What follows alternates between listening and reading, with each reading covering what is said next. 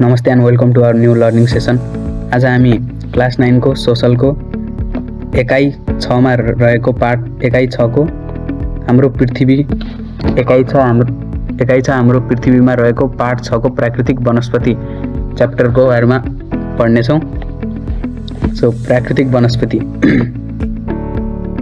कुनै ठाउँको धरातल, हावापानी र माटोले त्यस स्थानको प्राकृतिक वनस्पतिलाई प्रभाव पार्छ। त्यसैले हावापानी अनुसार वनस्पतिले वनस्पतिलाई पनि प्रभाव पारिरहेको हुन्छ। वनस्पति र हावापानी बीच सम्बन्ध रहेको हुन्छ। सो प्राकृतिक वनस्पतिलाई नेपालको धरातलको आधारमा विभिन्न आधारमा वर्गीकरण गरिएको छ।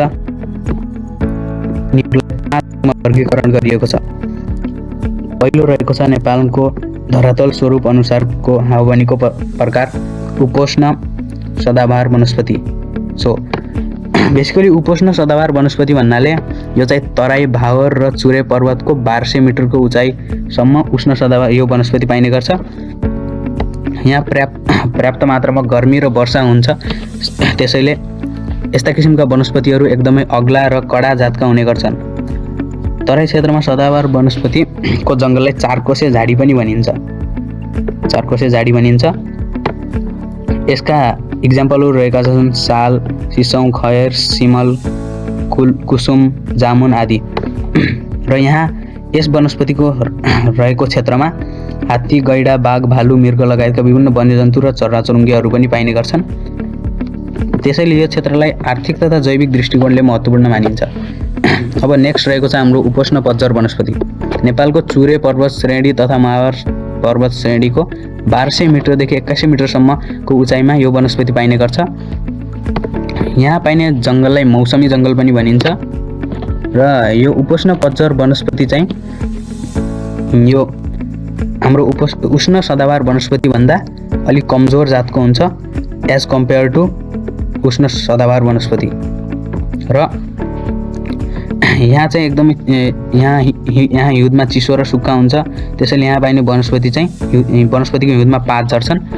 पात झर्ने हुनाले नै यस प्रकारका वनस्पतिलाई पतझर वनस्पति भनिएको हो।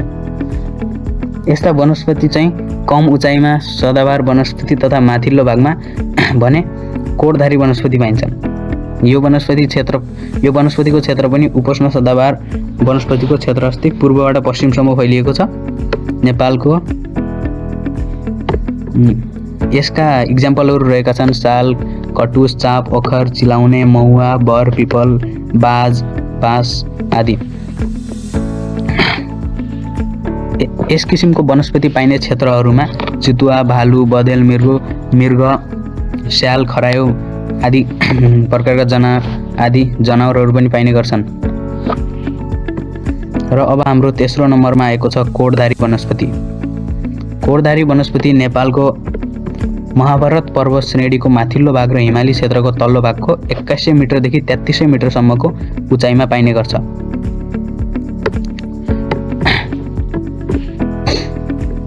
अनि यस क्षेत्रमा चाहिँ वर्षैभरि ठन्डा हुन्छ। यहाँ हिउँदमा हिमपात हुन्छ।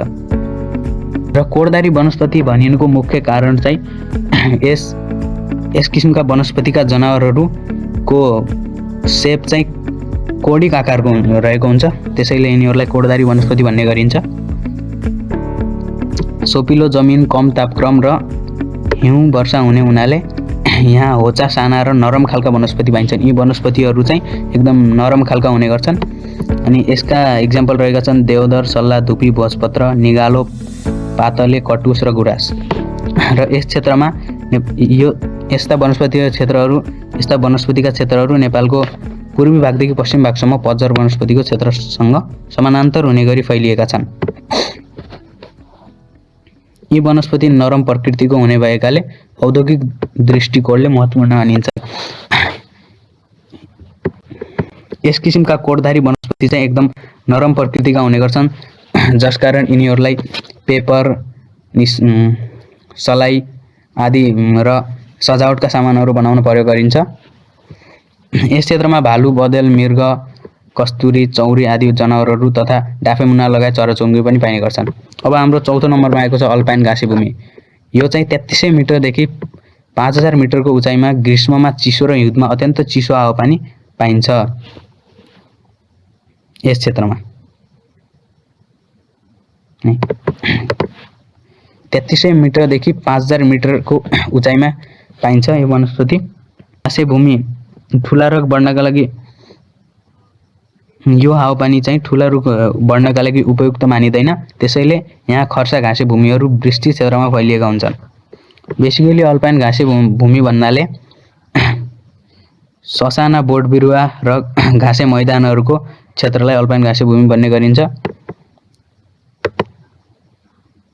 3600 मिटरभन्दा माथि विस्तृत घाँसे क्षेत्रहरू पाइन्छन्। यहाँ चाहिँ यहाँ हिमचुतुवा, भालु, घोरल, कस्तुरी मृगका साथै डाँफे लगायत विभिन्न प्रकारका चराचुरुङ्गी पनि पाइने गर्छन्। अब हाम्रो 5औं नम्बरमा रहेको छ हिमाली सुक्खा वनस्पति, जसलाई टुन्ड्रा वनस्पति पनि भन्ने गरिन्छ। यो वनस्पति चाहिँ 5000 मिटरभन्दा माथिको उचाइमा सधैँभरि हिउँ पर्ने क्षेत्रमा पाइन्छ। यहाँको हावापानी बोट बिरुवा वनस्पति हुर्कनको लागि एकदमै उपयुक्त मानिन्छ। यहाँ काई, लेउ र झ्याउ मात्र पाइन्छ।